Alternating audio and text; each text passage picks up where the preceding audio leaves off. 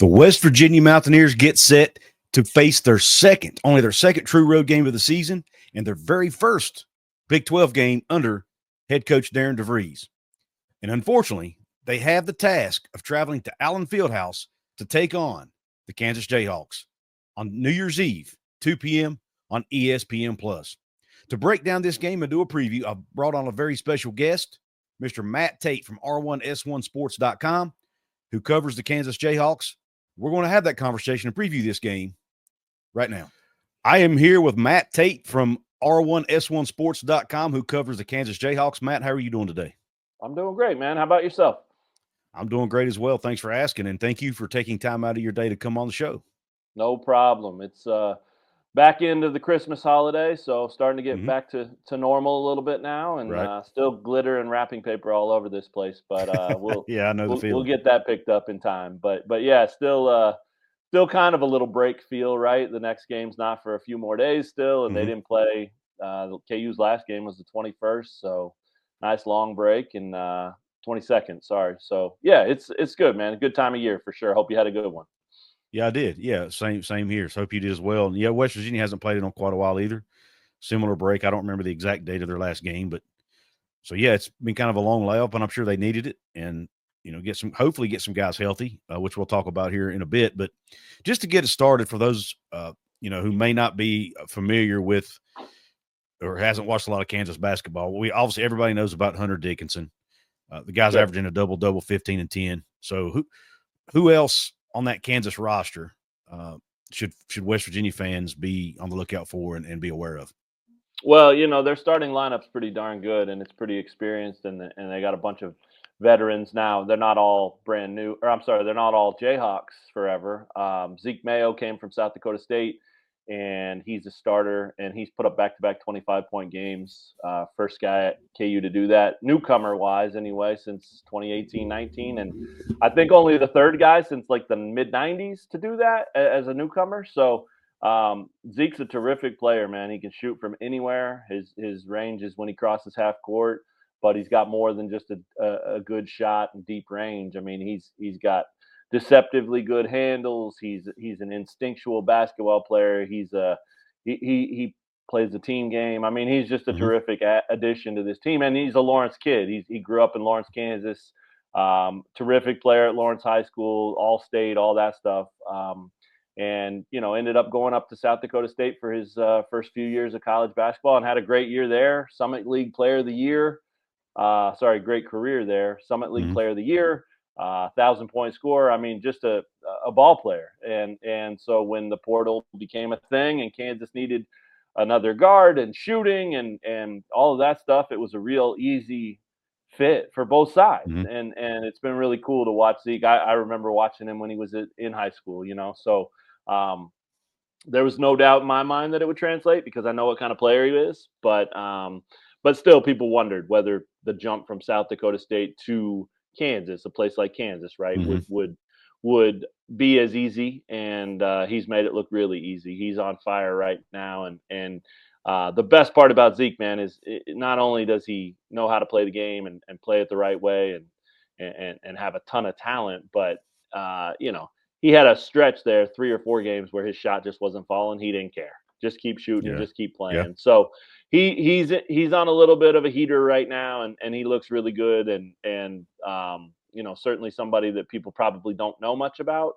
Obviously, a guy like DaJuan Harris, point guard, been around a long time. KJ Adams, another dude, been around a long time. So, when you think about Kansas, that core of Hunter and KJ and DaJuan, that's the three guys who have been around. Even though Hunter's only been here 2 years, it feels like he's been around a long time because he fits so well, and he's such a big personality and a guy that people knew, obviously, even at Michigan. So that 3 is the core, and Zeke has been their 4th without question. He's led them in plenty of games in scoring. It's that 5th starter spot that's been sort of I don't want to call it a problem because they are 9-2 or whatever, but it's been uncertain for sure. They don't quite have that nailed down just yet. They've had 3 guys play in that 5th spot and start in that 5th spot, and they're still just trying to kind of tinker with it and figure it out. But Bill Self will be the first to tell you that the tinkering's done now. You get to tinker through non-conference play. You don't get to tinker once Big 12 starts. You better have your team ready, and yeah, you can adjust game plans and tweak this or that, but like over time, the lineup looks and putting different combinations out there and that kind of stuff. I mean, most of that should probably be behind them right now, unless they get into a situation where an injury or foul trouble in any given game makes it a requirement. But yeah, man, their team is pretty much there, and they've got a bench that provides good depth. But that it's got a couple of guys that just aren't quite clicking yet. And again, that's what the portal is. You see that there, you see it everywhere. Yep.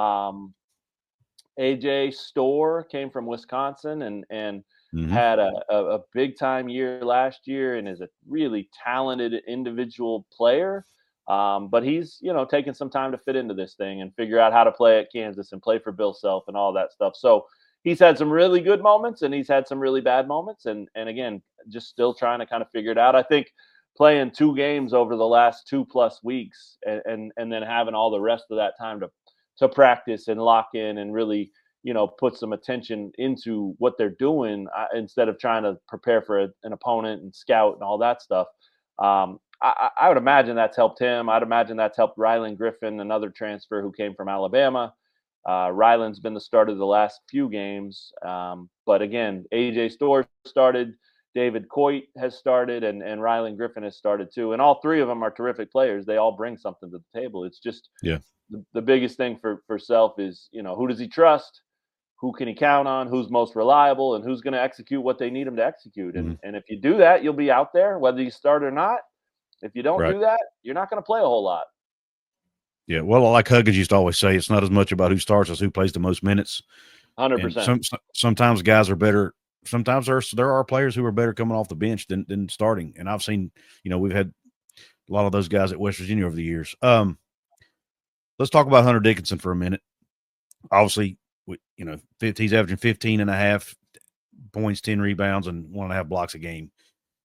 Could be a matchup night. Well, he's a matchup nightmare for anybody, but really this West Virginia team who's coming in with 5 in Monty Hansberry, who's 6'8". So rebounding is going to be a huge concern in this game for the Mountaineers, I would imagine. Do you see that as a potential issue for the Mountaineers coming in, trying to match up with Hunter Dickenson? Yeah, I think so. I mean, the thing about Hunter that it ends up working out from time to time for opponents is he's not really explosive, right? So if you may have a 6'8" guy who's given up 4 or 5 inches, but if he can jump, if he's physical, if he's athletic, then there's a way to negate some of that size difference. And that's not to say that Hunter's not a great rebounder. He can be, but for the most part, his vertical's not great. He's not, an explosive guy going and getting the ball. He's there if it comes off and he's easy grab it, and he does. But a lot of times, guys can frustrate him and compete with him in that way. So, to answer your question, yeah, there's no doubt that having a 7'2" guy who is a double-double the moment he steps in the gym is going to be a problem for anybody. But I don't think it's I don't think it's the glaring issue that it was. I mean, or that it can be with other players his size. The thing about it is Hunter is so skilled. It's not just he's 7 feet tall and he can, take up space in the paint. I mean, he is a terrific passer.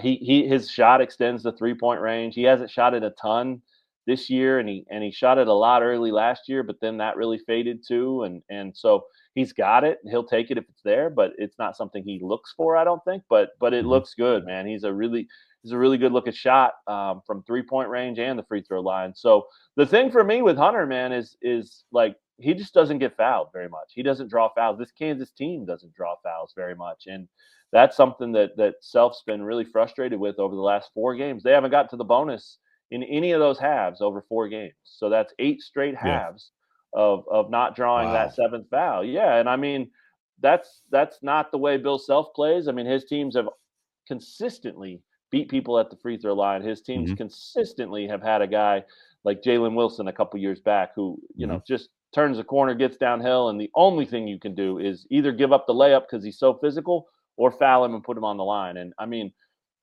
there were plenty of games where Jalen would get to the line 8, 10 times, right? Just because he was relentless attacking the rim. And that's the kind of thing that Self wants from somebody on this team, but he just hasn't found it yet. AJ Storr should be that guy, could be that guy, but he's not right now. He was averaging 4 free throws a game, I think, last year at Wisconsin, and he's down to 1 right now.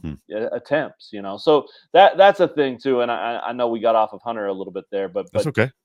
But for me, that's the one thing, and I wrote about this a week or so ago. Like, it's so confusing because the way Bill Self has always played is throw the ball down to the big man, let him go to work. Now the game has changed. Basketball is not quite that anymore, and because of that, Bill Self's changed too. And credit to him for that. Here's a Hall of Fame coach who won 4 billion games over his career, and he did it a certain way. And so for him to be able to change, and we've seen that twice in the last maybe 10 years, 7 to 10 years. He used to hate the 3-point shot, and then he had a couple of teams back to back, one that went to the Final Four that, obliterated the record books because they could shoot the 3-point shot, and the KU record books anyway. So really, really leaned into that. Okay, if everybody else is going to shoot threes, we are too. So he's adjusted in that way, and then he's also adjusted in the way that says, look, I'm not going to just play 2 big men. I'm not going to just throw the ball down there like we used to. I think what's crazy is, like, at game point, if it's Kansas is tied or down 1 with 20 seconds left, you can bet the ball's going to go to Hunter or whatever big man Bill has at the time, right? Like, that's still what he believes wins. But it's not as easy to find trips to the free throw line as just throw it to Hunter and let him get fouled. Throw it to Hunter and let him get fouled. And part of that's his lack of explosiveness and to some degree, in a relative sense, lack of athleticism. I mean, he's just not going to draw a lot of fouls, and he's certainly capable, but it's not his number one thing. And again, he's a good passer too. So, like, if you send a double or sometimes a triple team, Creighton put 3 guys around him all night. He's not going to force it. He's not going to draw a bunch of charges and put himself or his team in a bad spot that way. He'll look around, make the good pass, and get somebody an open shot. So for me, Hunter's such an interesting dude because you can watch him play and you can come away from the game going, he was okay. Nothing special, nothing great, nothing terrible, just, a decent game. And then you'll look down and he'll have 21 points, 14 rebounds, 4 assists, and 2 blocks. And you're like, wow. Like, anybody that puts up numbers like that, that's a damn good game, right? Absolutely. He makes it look easy at times. Yeah, that's what it is. Yeah. And there's sometimes that disconnect between, like, you look at those numbers and think the guy dominated when in reality he might have been the 3rd best player on his team. And so it's just the numbers that he gets. And look, that's a huge advantage for Kansas, because if you can have a guy get numbers like that on a day where it doesn't seem like he played anything special or above his means, then that's obviously an advantage. Anybody would like that. But yeah, he's still terrifically talented and competitive, and he likes being a guy that'll mix it up. So I think this first game, especially, Big 12 opener for both teams, and there's a little bit of history between the 2 teams, obviously. That they've had some really fun games, and a lot of that was Huggins and his teams, but still, it's Kansas, still feels like they're the king of this conference, and they want to remind everybody that you got to come through us to win the game, and one way to do that is to flex a little bit, and Hunter loves doing that stuff. So I wouldn't be surprised if he's really, really up for this game just because of that. Right. Yeah, I wouldn't put it past him for sure. I mean, and this is going to be the 2nd true road game for West Virginia on the season. They played several neutral site games, and the first true road game did not go well. They got boat raced by Pitt early in the season. Now, since then, they've come back. They've beaten Gonzaga. They've beaten Arizona. They've beaten Georgetown at home. They've had some really quality wins there. But Allen Field House is a totally different environment, So, as a fan, I'm really concerned a little bit about how they handle that, especially with the injury to Tucker DeVries, who we're still not sure for whether he's coming back or not. Yeah, it's a big one. Yeah, that's definitely could impact how well this team does in Big 12 play. But you mentioned the Creighton game there, and I wanted to segue into that. By the way, reminder, guys, I'm talking with Matt Tait from R1S1 Sports.com, who covers the Jayhawks over there. You can also find him at MC Tait. That's MCTAIT over on X. What do you think led to that? The 2 losses that Kansas had back to back with Creighton primarily, and then also they lost a second game there. I think it was to Missouri.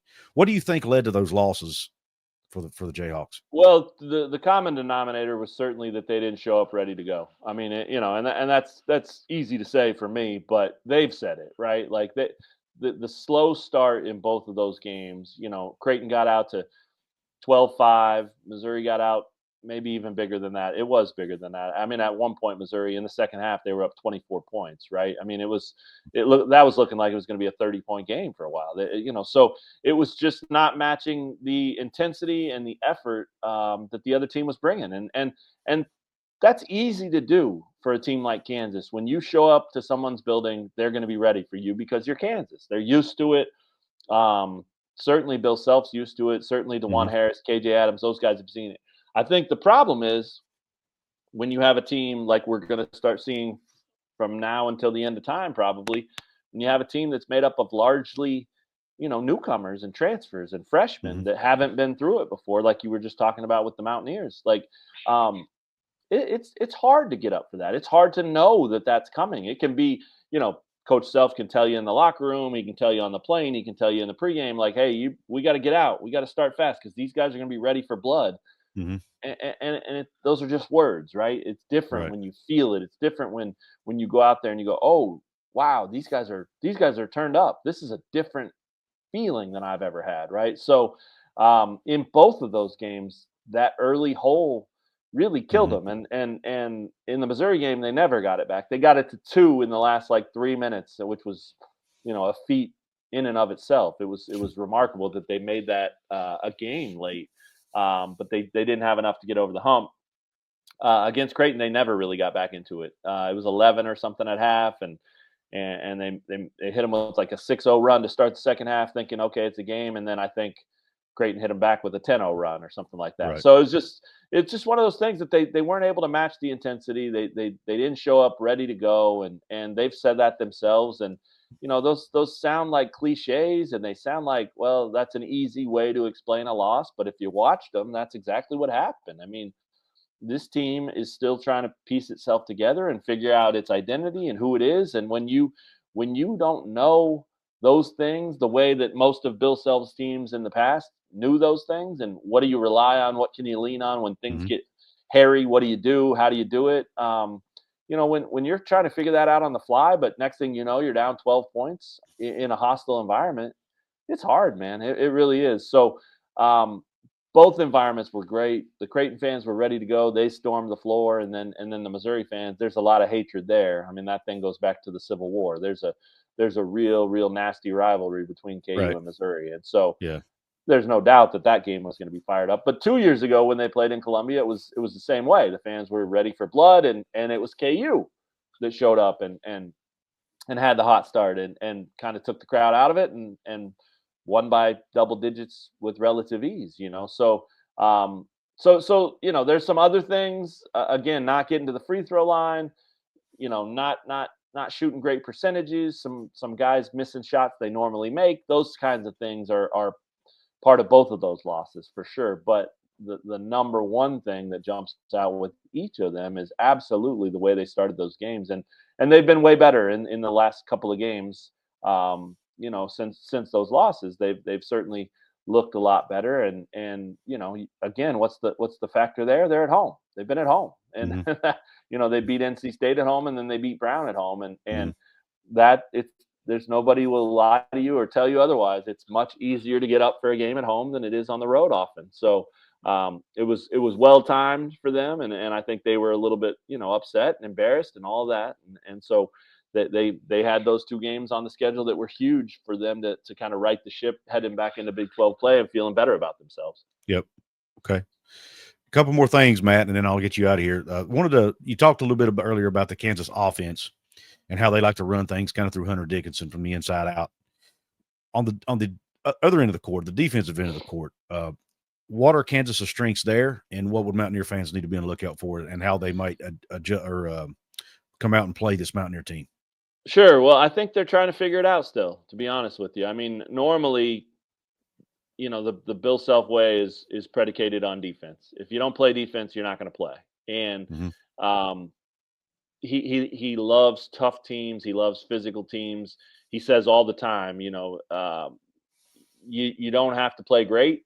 but as long as you make your opponent play worse than you, you're probably going to win, right? And it's a simple concept, but it's been the cornerstone of his entire career. I mean, he's done that at Oral Roberts, at Tulsa, at Illinois, and obviously at Kansas for the last 22 years. So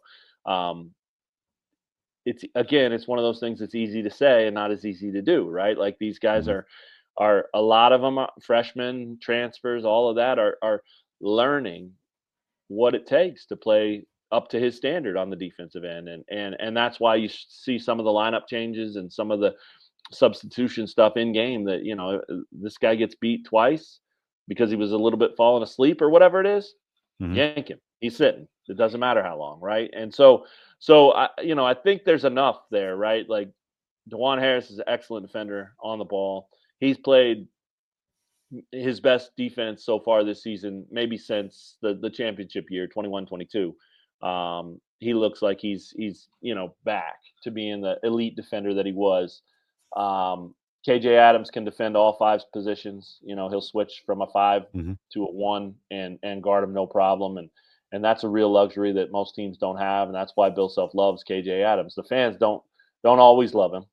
They love him when he's dunking and looking good in that way. But he's sort of a hot and cold player in the eyes of the fans, and they get on him. They get on him pretty good. But Bill Self will go out of his way to tell you how valuable that dude is, and that's a big part of it. Is KJ does things on the defensive end that your average fan just doesn't even see, and some of that's covering for an opponent, some of that's cutting off things before they happen somewhere else on the floor, some of that's just intensity and effort guarding his man, right? So. So I think what this is telling you is there's a lot of individual talent on defense with this team. There's no doubt about it. Hunter Dickinson's not a rim protector. He's not a big time shot blocker or anything like that, but he is 7'2", and he can affect shots and he can make people think twice about even attacking the rim if he's in the right position. So there's no doubt he could be better as a rim protector, but just by nature of his size and presence alone, sometimes that's good enough. So again, a lot of individual characteristics that this team has defensively. I think what they're searching for is that one unit or lineup or group or whatever it is that plays elite team defense, because that's what it is. That's what it is for Self. That's what it's been for him forever. It's obvious that if one guy breaks down on a 5-man team, you're probably giving up a layup, but there's ways that can be covered for, of course. And as long as they're connected and understanding the way they want to attack defensively, then that's when his best teams have had that team defense concept, as elite as it gets. So it is something they're still searching for. And, they have all the pieces, man. They have length, they have athleticism, they have size, they have everything you would want to be a good defensive team. And I think he still believes they can be a really good defensive team. But again, some of AJ Storr and Rylan Griffin and their kind of struggles during the non-conference schedule so far have been thinking a lot about what am I doing on defense? And then that's affecting their offense too. And then that becomes a bigger problem. So I think that what he would like to see is these guys just know what they do and do it well, and maybe they'll even dumb some of it down. I mean, it's not easy to play defense for Bill Self. It never has been. But some of that maybe falls on him and kind of saying, okay, well, look, if we're throwing too much at these guys, maybe we'll bring it down a level or two, and then they'll only have to do one or two things really well, and maybe that'll make it easier for them. So we'll see. They're not going to have a big press conference and announce that that's happening. We'll have to see it on the floor ourselves, but we do get some clues, and a lot of the clues are who's in the game and who's not. Yeah. Now you mentioned DaJuan Harris. I imagine I'd be remiss if I didn't mention Javon Small at West Virginia, averaging 19 a game coming in. Do you see DaJuan Harris being put on him in a one-on-one situation as far as guarding him on the ball? Yes and no. Like I'm sure he'll start there, but they switch so much. And again, a lot of that is with KJ Adams. When Hunter's not in the game, it's not uncommon for them to switch at every position on every screen. So gotcha. you find times where DaJuan's guarding a 6'7" wing or something too, right? But yeah, I mean, like if it's if they're able to get their defense set and it's just straight man-to-man defense and all that, I would imagine that'll be the case. And again, one of the nice things is that it's Kansas. They have the luxury of having a couple of guys sitting on the bench that can come in and give him different looks, right? Like that's the one thing that Bill Self will absolutely not allow to happen. If Small's going to cook somebody and he's getting going, he's not going to just say, okay, well, we'll just keep the same guy on him. No, he'll throw different looks at him. He doesn't like junk defenses. He doesn't like gimmicky stuff. He doesn't like zone. He won't do anything like that at all, unless he becomes desperate. But giving someone else a chance, big, small, whatever, to just show a different look, to maybe, frustrate and keep the opponent from getting into too much of a rhythm. I mean, he's definitely been known to do that. But again, they switch so much. I used to ask him all the time. I've been doing this a long time, 20 plus years covering Bill Self's teams. And I used to ask him all the time about that. Talk about that matchup. How's that going to be?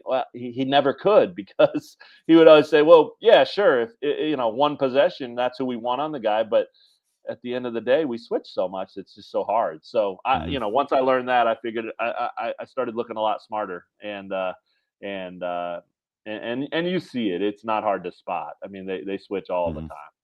Gotcha. One more question, Matt, and I'll let you out of here. West problem. Virginia's got a player on their team, Joseph Yesufu, who obviously I'm sure you've covered because he used to play for the Jayhawks. Right. He has not. I know he's coming back from injury. He was at Washington State a year ago, coming off an injury coming into the season. He hasn't played a whole lot of minutes yet. Now he's had to the last few games because of Tucker DeVries' injury, but there's actually a couple true freshmen that have kind of taken his, that are kind of over him in the rotation. So I'm a little puzzled about that. What kind of player was Joseph Yesufu at Kansas when he was there? It sounds a lot similar to that, right? It sounds like a guy. He was a guy that was always ready and always there if they needed him.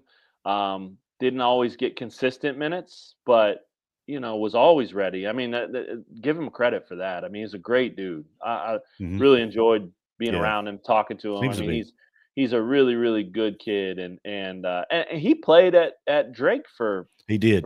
Right. So yes, when I heard about that, I thought that was pretty cool, that the reunion with his old coach, but because he came from Drake to KU and then moved on from here. And I mean, it's the portal. It's what we do nowadays, right? But yeah, he's on his 14. Yeah. It's incredible. Yeah, it's incredible. Yeah. And I mean, he has a ring here. I think he was on that team. Gosh, let me do my math. I think he was, but he was. He definitely was. Yeah, because case in point, there was a game they played at Iowa State that year when Ochai Agbaji, who was their All-American leader at the time, he was hurt or sick or something. We were driving up to Ames, and the news came out that Ochai wasn't going to play, and that very night, Yesufu got the start and played pretty well. And so that was that team. And he definitely has a championship ring and got to experience a lot of cool things being at Kansas. So I don't think anybody feels sorry for his career. He's right. I would love to see him get minutes on the back end of it because he's an athlete. He's fearless. He's tough. He's competitive. I think he can play. I obviously a little on the smaller side, I think, in terms of height, but he's put together pretty well.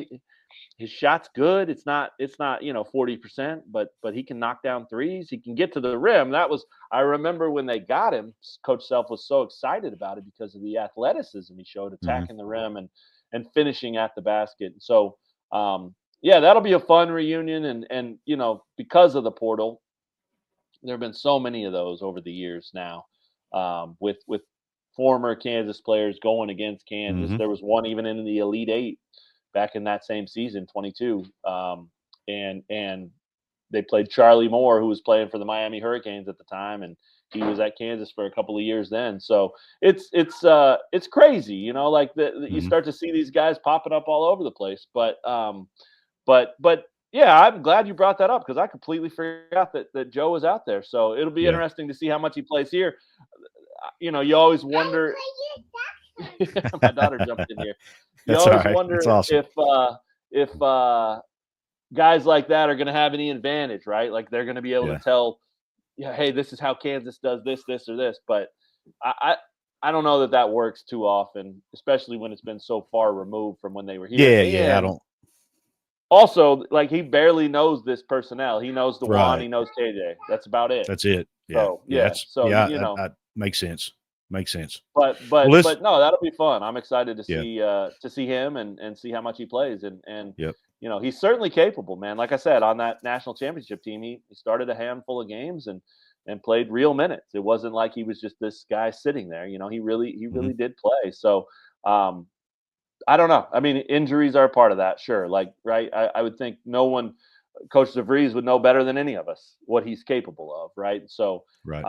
if he could play at the level he knows he can play at, he'd probably play him a lot more. But the injury Right. thing and whatever else they have going on might be part of that. But Joe's a great dude, and you know, you won't have to worry about his attitude or anything like that. If he's playing, he's loving it. If he's not, he's a good teammate. You know, helping however he can. So it'll be fun. Yeah, I'm glad you brought that up. I completely forgot. Christmas brain. That's all right. I get it. Hey, speaking of Christmas, I saw a birthday balloon in the background there. Whose birthday is it? Let's see. Yeah, my daughter turned 2 Oh, congrats. in late November. So it's a little deflated, but it's That's still okay. floating around. And I remember those got, days. yeah, man, we've got a 10-year-old and a 2-year-old. So Awesome. Congratulations. It is. Thank you. Yeah, it's been a fun year for that. She had a good first Christmas, second Christmas as a 1-year-old, but this year was totally the real one, man. This was two. Oh man, you could two's a see fun it in age. her eyes, and she was loving the Yes. presents and loving giving them out and loving Santa and the whole thing, man. So we got a fun few years ahead there, Well, and all of that. As a girl dad, I can tell you, and all of mine are older now. My youngest is actually 15, so Okay. I can tell you, man, soak it up, soak it in, enjoy every moment because it goes by that quick. So. I believe it, man. Yeah, we can't. Our oldest actually turns 10 in 3 days, so she's not quite 10. So, but same thing, man. We're like, how's she 10? It's crazy, is it? Is it not? And she's 10, and she's like actually, you know, 15. 15. That's how it is these days. Yeah, my 15-year-old 10's not the same 20. as it was in my day. No, definitely exactly. not. Definitely not. Social media has made kids so much smarter. Right. And I don't know if your kid's on social media or not, but I mean, just from experience, it makes them smarter. You know, the video games that are out now makes them smarter. Whether we may not like them playing them too much, but they do make them smarter. And just technology is something else more than what you and I had, for sure. Dude, I wouldn't trade being a kid when I was and you were for anything. These kids have it so hard these days. There's so many different things they have to navigate and deal with. So yeah, I'm thrilled that we didn't have cell phones and video and all that stuff when I was running around being an idiot. I agree. I totally agree with you, Matt. Listen, again, guys, this is Matt Tait from R1S1 Sports.com. Go check him out. He covers the Kansas Jayhawks. He's also on X at MC Tait, MCTAIT. Check him out there, interact with him. I'm sure he'd love to have a follow. Matt, is there anywhere else that people can find your work and what you do? That's mostly it, man. We have a fun site, a couple years old now, year and a half, and it's a brand new concept. The R1S1 stands for Row 1, Seat 1, and it's a brand new network. We're hoping to grow. The president of the company is a KU grad, so they wanted to start with his school and reached out to me, and I decided sounded like a fun thing. So we do a lot of feature writing and athlete voice stories and the perspective of who these kids are, and it's real easy to look at a box score and be happy your guy scored 12 points or your favorite volleyball player had 12 kills or whatever, right? But like, who are they? Who are you cheering for? That's what we try to tell you. So that's cool. A lot of fun. There's a good mix of stuff on there and good photos, the whole bit. So yeah, thanks for the plug and hopefully we keep growing. But yeah, it's been a good time and I enjoyed the heck out of my time at the Lawrence Journal World for 20 plus years. It was really good to me then too, and I'm still doing it. So here we go, man. Another season about to turn up really quickly because there's nothing better than Big 12 basketball. That's right. Yeah, I'm looking forward to it. Well, listen, Matt, thanks again. I'll let you get back to your family and whatever else you may have going on today. Glad you had a great Christmas holiday. Wish you the best New Year. Hope you have a great New Year, and hopefully we can do this again very soon. That sounds great, man. Same to you, and holler anytime. I appreciate it. All right, Matt. Thank you. Yeah, man. Thank you. That was fun. Good work. Yes, sir. Thanks. Didn't hear one way. I did one. Did you? Oh, I didn't hear it. I didn't hear it. I did. That's all right. Well, good. That works out, man. No problem. I called it though. Yeah. Thank you. Good. Yeah, for sure, man. Well, thanks for having me, and yeah, enjoy the game. Have a great one. You too. Thank you to Matt Tait for coming on the show. Really enjoyed that conversation, getting the perspective of someone who covers the Jayhawks. This is a very, very exciting game coming up for the Mountaineers. Cannot wait to see how this team reacts. From a matchup perspective, I actually don't hate this matchup for West Virginia. Obviously, Kansas is a very, very good team. They're talented top to bottom. He talked about their deep bench. But I really like, I think West Virginia is a team with the way they play transition defense. He talked about Hunter Dickenson. He will get frustrated. We saw what Pat Sumnick was able to do to him a year ago. If Amani Hansberry can play him similar to what Patrick Sumnick did a year ago, get him frustrated, maybe push him off the block by boxing him out. And this is all assuming that Hansberry's playing in the game, of course, which I think he is. If Javon Small can have a good day, I think West Virginia has a legit chance here. He talked about how Kansas likes to switch on all screens. I actually think that might play into West Virginia's advantage. We know West Virginia likes to run their offense off pick and rolls. They do a lot of screening. If you get Javon Small to ball in his hands and they make a switch and he sees a mismatch, A, he has a quick enough release he might be able to get off a shot, a three-point shot, or B, he might be able to take somebody off the dribble if he sees he's quicker than them. So I actually think West Virginia, if they can handle the environment of Phog Allen Field House, which is going to be a challenge, let's not lie. And I actually think they have a shot here. I think they match up well from what they like to do versus what Kansas likes to do. Kansas likes to get out and run in transition. West Virginia is good at stopping that. We know Kansas likes to attack the defensive glass. It's not really West Virginia's strength. Offensive rebounding is not really their strength. So if West Virginia can make their three-point shots, take advantage of mismatches off switches on screens, play really good transition defense, hopefully keep Kansas off the foul line, I really, really think they have a shot here. But again, because it's in Allen Field House, because it's Kansas and they're talented top to bottom, I'm not going to pick West Virginia to win the game. I actually do think Kansas pulls it off. But I do think West Virginia can learn a lot from that game they had at Pittsburgh back in November, early in the season when they got boat raced by Pitt there in Pittsburgh. They can learn from that, hopefully. I'm obviously concerned that Tucker DeVries won't be playing in the game more than likely anyway. We haven't heard anything official, or at least I haven't. But it looks like he will not. Not sure the status of Jaden Stone. But again, do you want to throw Jaden Stone to the wolves by making his first game back against Kansas? Not sure you want to do that. But again, he has to, if he is coming back this year, you've got to put him in at some point. So can people like Jonathan Powell, KJ Tenner step up? We mentioned Joseph Yesufu. Can he step up? Can backup center Eduardo Andre, can he step up? They might even start Eduardo Andre in this game if Tucker doesn't start, to try to have that size in there to play against, Hunter Dickenson. It'll be interesting to see what lineup Coach DeVries starts the game with. But I'm picking Kansas to win the game. I think they win it something like, 77-71, something like that. I don't think it'll be a total blowout, but I do think they win it probably in that, 6-7 point range. So, yeah, I'm picking the Jayhawks to get it done, 77-71 over the Mountaineers in the opening game for Coach Darian DeVries and this Mountaineer squad. Let me know in the comments what you think. What is your score prediction? What did you think about the interview with Mr. Tait? Again, thanks to Matt for coming on the show. Was really glad to have him on. He came highly recommended to me by others in the industry, and also I've obviously followed his work. I've seen him on 365 Sports. Have read some of his stuff. He does great work. So go check him out at R1S1Sports.com. Thank you all for joining the show. Thank you for chiming in. Please like, share, comment, subscribe to the channel. I haven't been able to get as much content on here as I would like because of all the stuff going on with the football team, the coaching searches, and all that. But as the season progresses, hopefully I will get more content up on the channel. Thank you for tuning into the show. I'm done.